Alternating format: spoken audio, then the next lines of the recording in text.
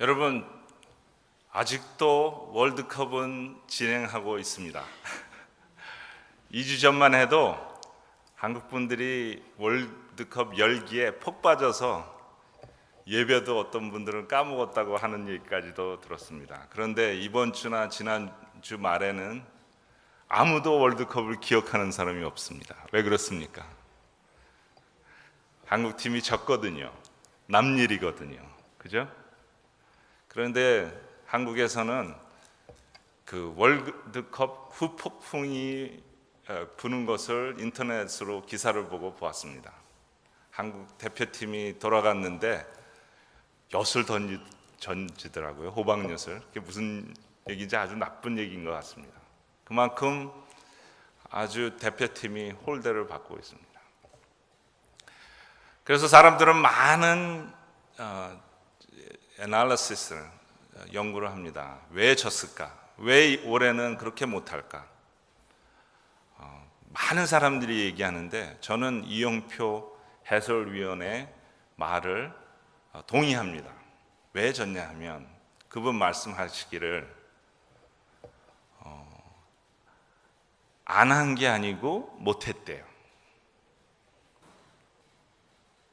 실력 발휘를 안 한 게 아니고 못했다고 그렇게 얘기를 합니다. 여러분 기억하십니까? 2002년도 그때는 4강까지 올라갔지 않습니까? 그때 감독이 누구였냐면 히딩크라는 그런 감독이었습니다. 네덜란드 사람이었어요. 한국에 처음으로 외국 그 코치를 영입을 했습니다. 그런데 왜 그분을 한국 축구 협회에서 그 사람을 대표팀 감독으로 영입을 했냐면 이제 한국에서 월드컵을 개최하게 되었는데 개최국이니까 잘해봐야 될 거 아닙니까? 그러니까 창피해 안 당하려고 하려고 보니까 너무 열약한 거예요. 경험도 없고 선수들도 K리그는 있지만 그렇게 외국에 나가서 뛰어본 적도 없고 코치도 모르고 다 모르는 거예요. 그래서 궁여지책으로 어떻게 빨리빨리 어떻게 해보려고 네덜란드의 그 유럽 축구에 경험 많은 히딩크 감독을 영입을 했습니다. 결과적으로는 대성공이었어요. 근데 여러분 기억하십니까? 이기면 영웅이고 지면 역적입니다. 근데 그분이 4강까지 올라가서 영웅이 되었잖아요. 그랬는데 군중은 간사합니다. 군중이 그 전까지는 어땠습니까? 굉장히 그 사람을 비판했어요. 질타했어요.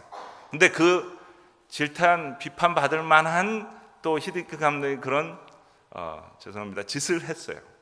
무슨 말이냐 하면 월드컵이 있기 전까지 친선 게임을 합니다. A 매치라고 나라 대표들끼리 경기를 하는데 하는 경기마다 졌어요. 돈 엄청나게 들여서 코치를 영입해서 그거 좀 해보라 그랬더니 예전에 국내 코치보다 더 지는 거예요. 그래가지고 그 사람의 별명이 뭐였는지 아십니까?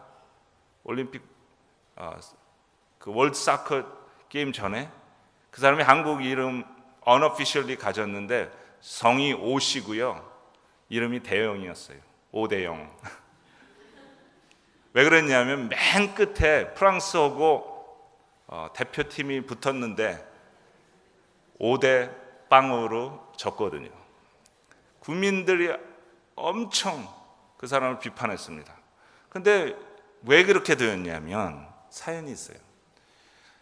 이 히딩크 감독이 그때는 말을 안 했지만 끝나고 얘기를 했어요.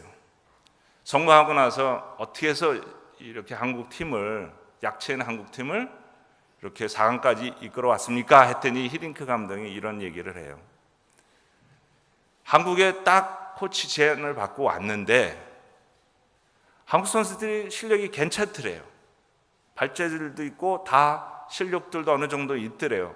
그랬는데 보니까 체력이 딸리더래요. 체력이 없더래요.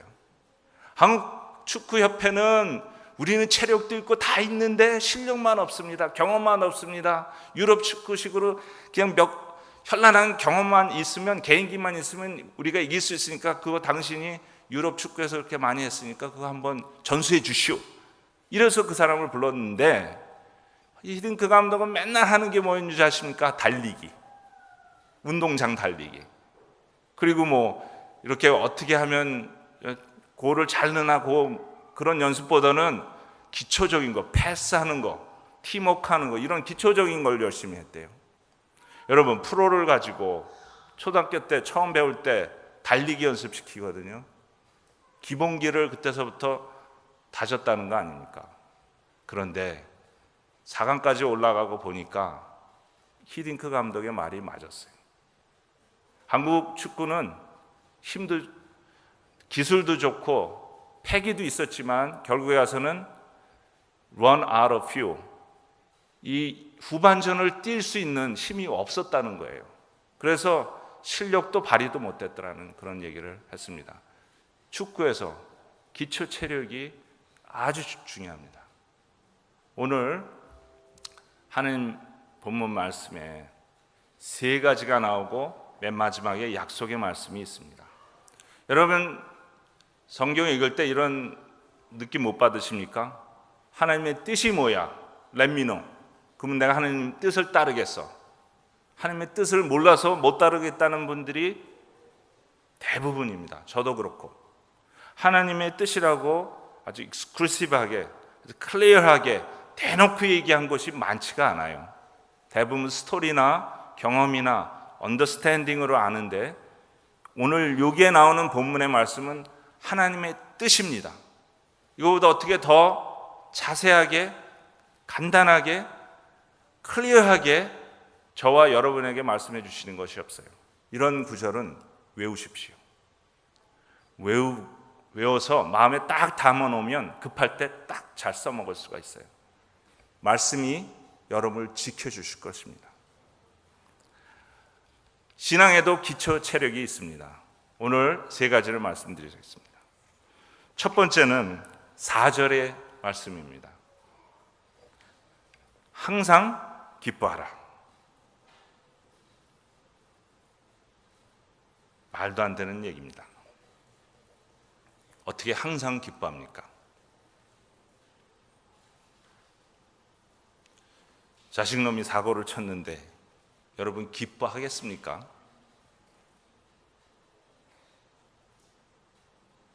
검진을 갔더니 암이랍니다. 기뻐하겠습니까?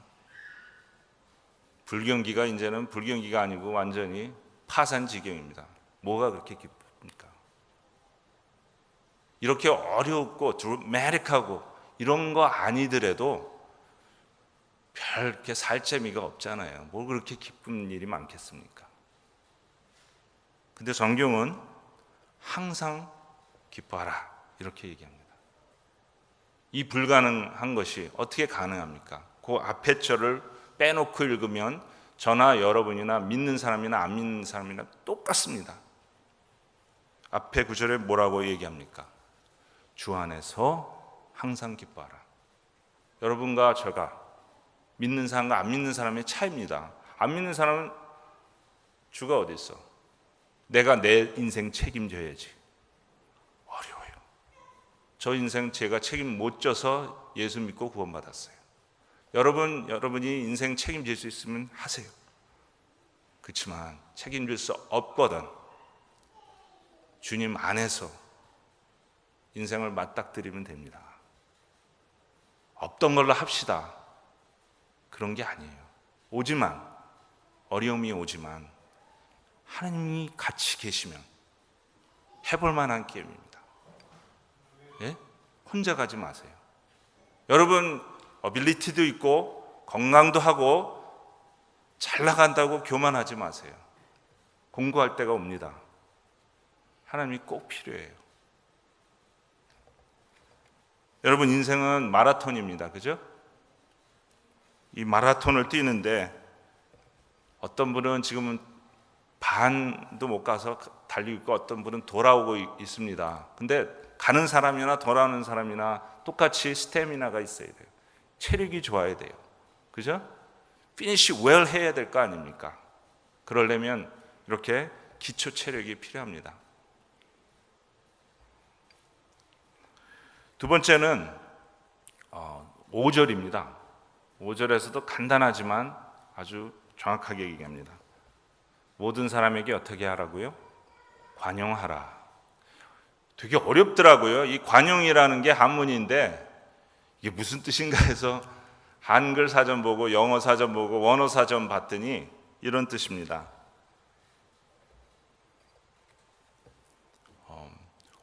옳은 것보다도 더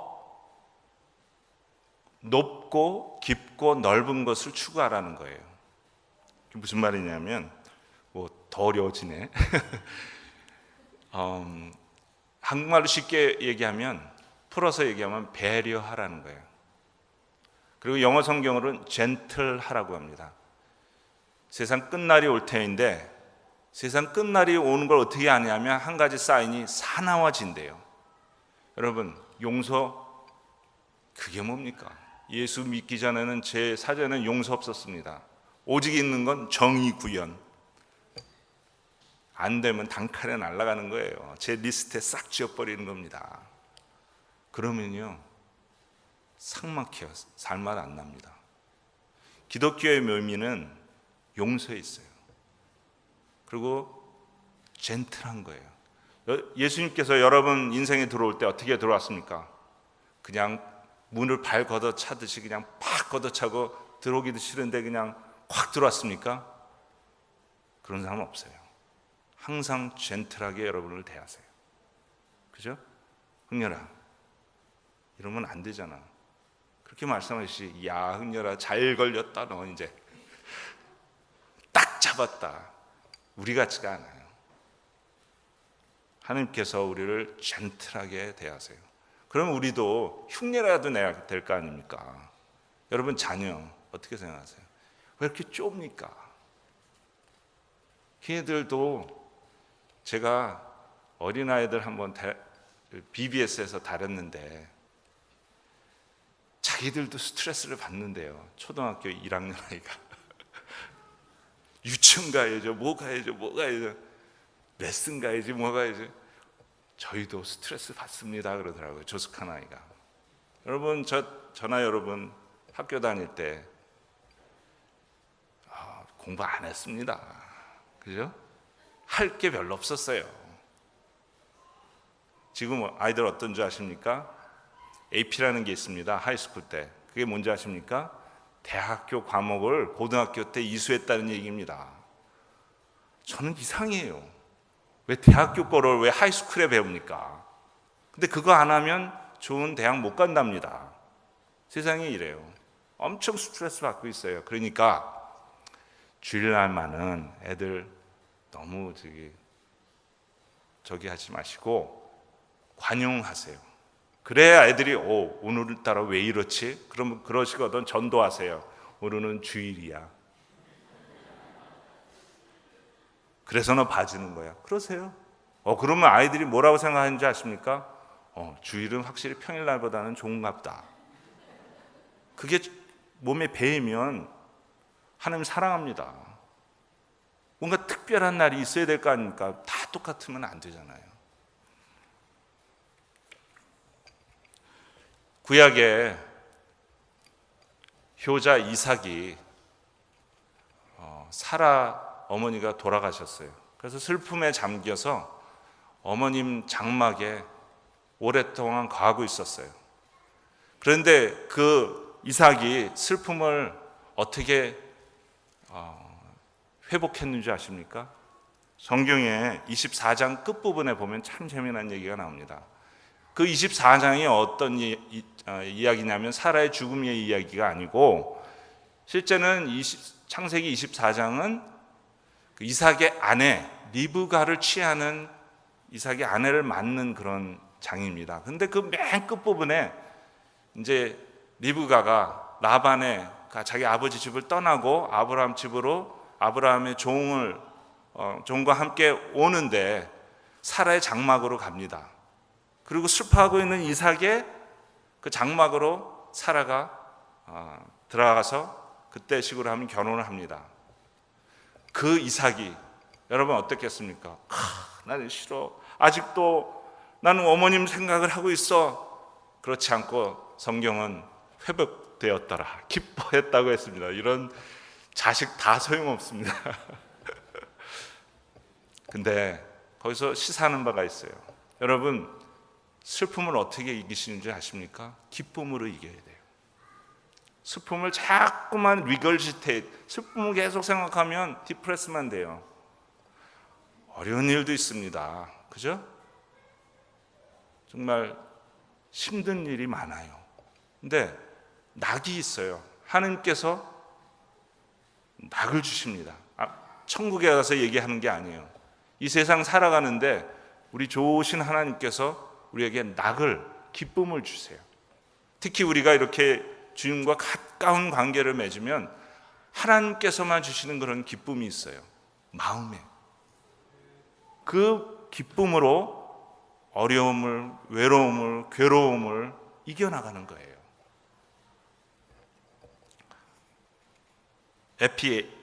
에피에이케이아, 아이케아가 아닙니다. 에피에이케이아. 이 말은 옳은 것보다도 더 높고 깊고 넓은 것을 얘기해요. 정의 구현보다도 덕을 세우라는 것입니다. 용서를 우리가 하라는 것입니다. 왜 용서를 해야 됩니까? 궁극에 가서는 우리가 용서 받아서 용서를 해야 돼요. 그죠? 우리가 구원받으면 첫 번째 증거가 남을 용서하는 거예요. 왜? 우리가 용서 받았으니까. 그래서 성경에서는 계속 예수님께서 다른 죄인들을 용서하는 것을 자꾸만 구원의 그림으로 우리에게 가르쳐 주세요. 너 용서 받았느냐? 안 보이는 하나님이, 그러면 다른 사람 용서하라는 거예요. 세 번째 기초 체력은 오직 기도와 간구라고 했습니다. 그런데 이 기초 체력에 기도와 간구를 해야 되는데, 이 기도와 간구를 하는데 어떻게 하는 게 굉장히 중요해요. 모든 경기나 이런 게임을 할 때는 벌써 딱 보면 저 사람이 프로인지 아마추어인지 열심히 하는지 안 하는지 알 수 있어요. 어떻게 하는지 아십니까? 자세를 보면 알 수 있어요. 무슨 말이냐면, 예를 들어서 골프 있죠. 골프 어떻게 칩니까? 첫 번에 딱 두 손을 모으고 어드레스라는 겁니다. 딱 기도하는 마음으로, 골프 인스트럭션 책에서 나와요. 기도하는 마음으로 딱 어드레스를 하래요. 그리고 땡겨서 딱 치래요. 제가 프로 치는 걸 봤습니다. 격이 달라요. 그 사람 웃지 않습니다. 아주 심각해요. 그리고 딱 기도하는 마음으로 치더라고요. 프로예요. 자세가 중요해요. 여러분 기도할 때 여러분 어떤 자세로 기도하십니까? 근데 그렇다고 무릎 꿇고 그냥 카톨릭처럼 이렇게 쫙, 그냥 어떤 땐 사제들이 그 성품을 받을 때는요, 땅바닥에 딱 포복을 해요. 겸손할 때까지 겸손해 보겠다는 식이에요. 근데 그런 성경의 지금 말씀이 아니고, 이 앞구절에 말씀이 나옵니다. 어떻게 해요? 어떤 마음으로 기도와 간구를 하라고요? 감사하는 마음으로 기도와 간구를 하라고 지금 얘기하고 있어요.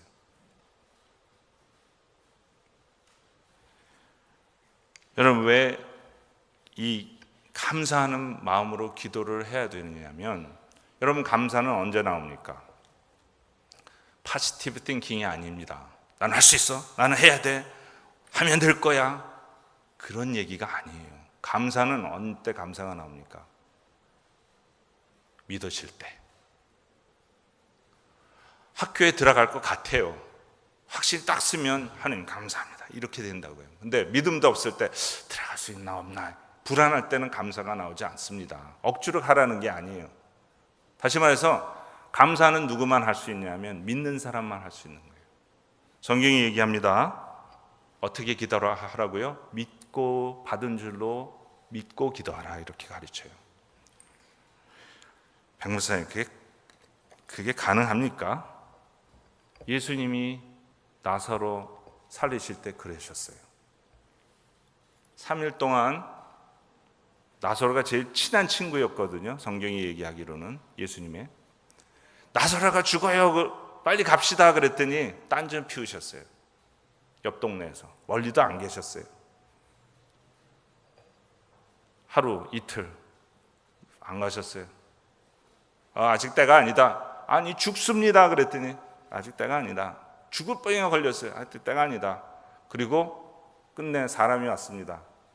나사로가 죽었습니다. 이제 가자. 예수님 참 고약하십니다. 죽었다니까요. 들으셨어요? 그러니까 가자는 거야. 예? 네가 오늘 부활을 볼 것이다. 그렇게 말씀해 주십니다. 자, 무덤 앞에 딱 왔습니다. 아이고, 3일 지났으면 유대인 사람들은요, 경상도 말로 확실히 죽은 겁니다. 확실히 죽은 거예요.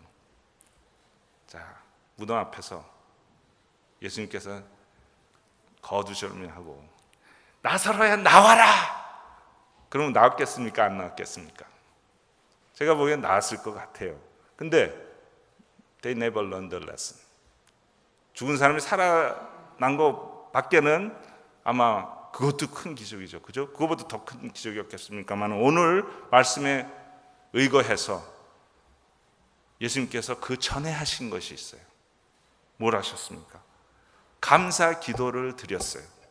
예수님은 믿는 바가 있었다는 거예요. 하나님 아버지가 나사로를 살릴 것이라는 믿음이 감사 기도에서 나왔습니다.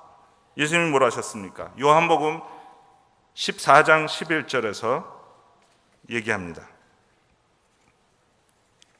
11장 41절에서 예수님께서 이렇게 기도하셨어요. 아버지여, 많은 사람이 보고 있습니다. 내 말을 들으신 것을 감사합니다. 해놓고 나사로야 나와라 했어요. 예수님의 믿음이에요. 감사함으로 간절한 기도를 하는 사람은 믿음이 있는 사람만 감사한 기도를 드릴 수가 있는 것입니다. 그래서 히브리서에서는 믿음이 없이는 하나님을 기쁘시게 할 수 없는데 함께 나오는 자는 하나님께서 계신 것과 하나님께서 나오는 사람에게 복을 주신다, 상을 주신다는 것을 믿어야 할지니라 이렇게 얘기했어요. 믿고 하나님께 나와서 예배드리고 기도하라는 거예요. 그러면 하나님께서 항상 하나님이 명령하시면 예외 없습니다. 뒤에 약속이 있어요. 7절에 하나님의 평강이 너의 마음을 주장할 것이다. 이렇게 얘기해요. 이게 샬롬입니다. 하나님의 평강. 세상이 줄 수 없는 평강이에요. 이 마음의 평강이 하나님께서 오는데 그걸 샬롬이란 온전함이란 얘기예요. 태풍이 불고 풍랑이 일고 옆에서 쓰러지고 넘어져도 하나님께서만 주시는 평강이 있다는 거예요. 그 평강이 우리의 마음을 주장할 것입니다. 근심, 걱정, 아픔, 괴로움, 인생의 쓴맛, 단맛, 모든 시험을 이길 수 있는 것은 하나님의 평강밖에 없어요.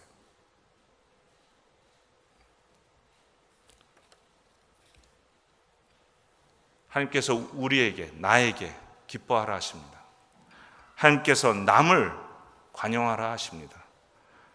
하나님께서 하나님께 벌써 믿고 주신 줄로 믿고 감사하며 기도해라 했습니다. 이 신앙의 기초 체력을 가지고 인생의 마라톤을 우리가 잘 달리고 피니시할 수 있기를 바랍니다. 기도하겠습니다.